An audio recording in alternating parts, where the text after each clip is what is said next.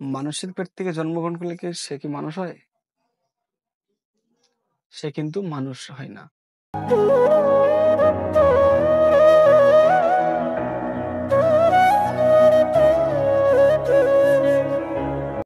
হরে কৃষ্ণ। সত্য, ত্রেতা, দাপর, কলি, এই 4টে যুগে আমরা একটু পর্যবেক্ষণ করব আজকে। দেবতাদের স্থান কোথায় ছিল আর হচ্ছে রাক্ষসদের স্থান কোথায় ছিল। সত্য যুগে আপনারা যদি দেখেন, ভগবান বা দেবতাদের স্থান ছিল স্বর্গে, আর পাতালে ছিল রাক্ষসদের স্থান। সত্য থেকে ত্রেতা, ত্রেতা যুগে কোথায় ছিল?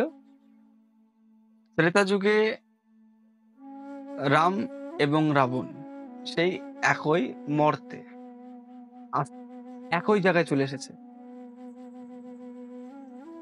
ত্রেতা থেকে আসছে কি? দাপর। দাপর যুগে আমরা যদি দেখতে যাই, একই গৃহে ভগবান কৃষ্ণ আর হচ্ছে কংস। আর কি, এবারে যদি কলি যুগে আসি, তাহলে কলি যুগের অবস্থান কোথায় হবে? কলি যুগে দেবতা বিশ্বাস ছেড়ে, কারণ বেশিরভাগ মানুষই এখন ভাবছে যে নিজেদেরকে দেবতা। তারা দেবতা পুজো করাই বন্ধ করে দিয়েছে, নাস্তিকতায় পরিণত হয়ে গেছে। এর কারণটা দেখুন, কোনো স্বর্গমর্ত না, কোনো মর্তে একই জায়গায় আলাদা আলাদা হবে সেটাও না, একই গৃহে সেটাও না, এই একই মনে, এই মনুষ্যের অবস্থান এখন একই মনেই হচ্ছে রাক্ষস আর হচ্ছে তার বহির প্রকাশ করছে কিনা সে মানুষ। আমরা অনেক ধর্মগ্রন্থ বলুন বা অনেক মহাপুরুষের মুখে একটা কথা শোনা যায়, সেটা হচ্ছে ব্যাঘ্রর পেট থেকে জন্মগ্রহণ করলে সে বাঘ হয়, কুকুরের পেট থেকে জন্মগ্রহণ করলে সে কুকুর হয়, বিড়ালের পেট থেকে জন্মগ্রহণ করলে সে বিড়াল হয়। কিন্তু মানুষের পেট থেকে জন্মগ্রহণ করলে কি সে কি মানুষ হয়? সে কিন্তু মানুষ হয় না। আমরা অনেক মায়েদেরকে বলতে দেখি যে বড় হো মানুষ হবি, বড় হো মানুষ হবি, মানুষ হতে হবে, মানুষ হতে হবে। কিন্তু তাদের কাছে মানুষ হওয়ার যে চিন্তাধারা, সেটা কি? চাকরি বাকরি। আর শেষমেশ সেই মা বাবাদেরকে থাকতে হচ্ছে কোথায়? দুটো একটাই ঘর করা হচ্ছে, ঘরের বারান্দা।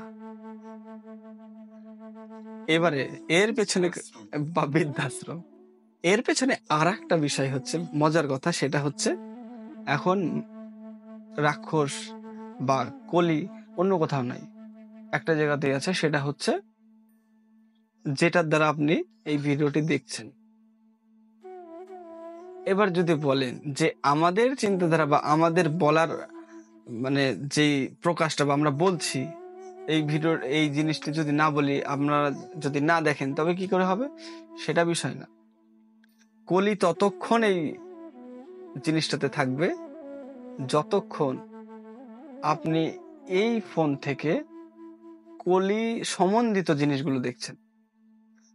তার মধ্যে একটা সব থেকে বড় জঘন্যতম, এটা সরকারের সব থেকে জঘন্যতম কাজ, সেটা হচ্ছে খারাপ দ্রব্যগুলো আমাদের সামনে তুলে ধরছে।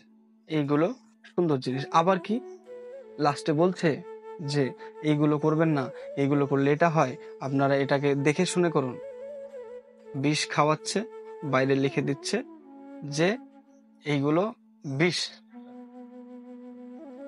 এখন কলি আর কোথাও নেই, এখন মোবাইল খুললেই কলি, এখন শুধু জুয়া আর জুয়া আর জুয়া, আর কিছুই না। जाइए खेलिए रमी सर्कल पर। इस खेल में आदत लगना या आर्थिक जोखिम संभव है, जिम्मेदारी से खेले।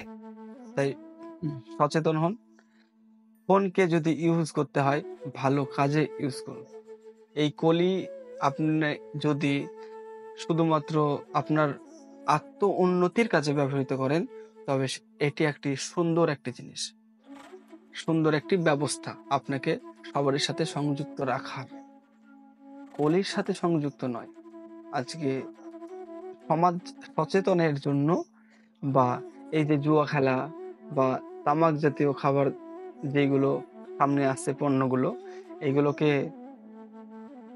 বর্জন করার জন্য আপনাদেরকে বলা হচ্ছে এই ভিডিওর মাধ্যমে। আজকে এই পর্যন্ত রাখলাম।